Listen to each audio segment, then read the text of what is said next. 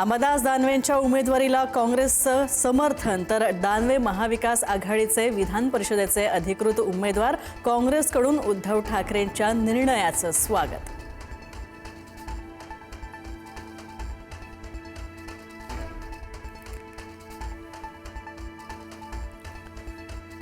काँग्रेसची निवडणुकीतून माघार घेण्याची हॅट्रिक तर गेल्या 2 महिन्यात 3 वेळा काँग्रेसची तलवार म्यान।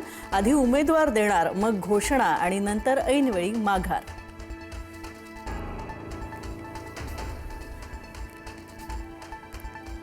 विधान परिषदेची निवडणूक बिनविरोध महाविकास आघाडी आणि महायुतीने अतिरिक्त उमेदवार न दिल्यामुळे विधान परिषदेची निवडणूक बिनविरोध।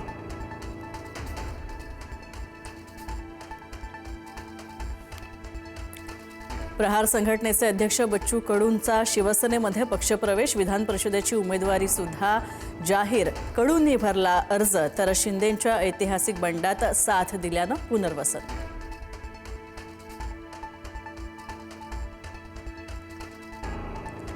विधान परिषदेसाठी भाजपच्या सर्व 6 उमेदवारांचे अर्ज दाखल। प्रज्ञा सातव, प्रमोद जठार, विवेक कोल्हेंसह माधवी नाईक, सुनील कर्जतकर आणि संजय भेंडेंनी अर्ज केला दाखल।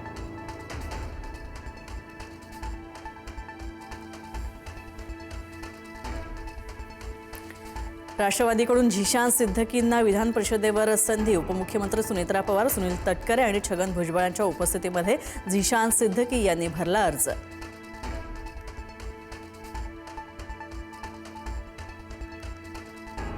नागपुरात संघ मुख्यालयासह स्मृती मंदिरामध्ये रेडिएशनची धमकी तर DSS नावानं पोलीस आयुक्तांना निनावी पत्र। अनेक स्वयंसेवक बाधित होतील अशी देण्यात आली धमकी।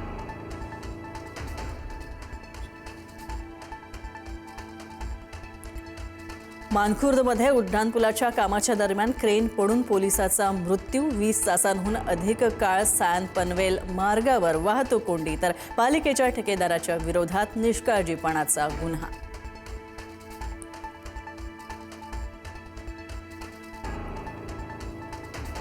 कोल्हापुरातील शिरोली पुलाची इथं मुलींवरील अत्याचार प्रकरणाला वेगळं वळण लागलं। बजरंग दलाचे निलेश शिंदे यांना अज्ञाताकडून जीवे मारण्याची धमकी। प्रकरणामध्ये लक्ष घातल्यास महागात पडेल असा इशारा।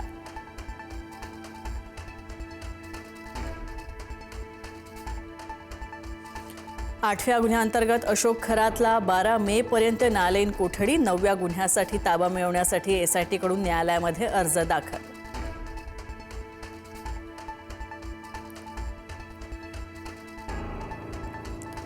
नवी मुंबईमध्ये टमटम नावाच्या भोंदूबाबाकडून महिलेची लाखोंची फसवणूक। पूजाविधीच्या नावाखाली 2 लाखांना महिलेला गंडा। पोलिसांकडून दोघांना अटक।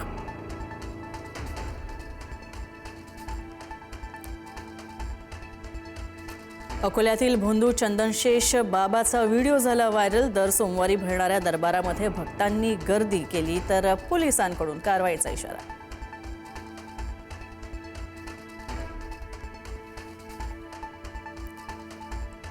नाशिकच्या नांदूर मध्यमेश्वरमध्ये परदेशी पाहुण्यांचं आगमन। रोहित पक्ष्यांच्या थव्यामुळे जलाशयावर गुलाबी चादर।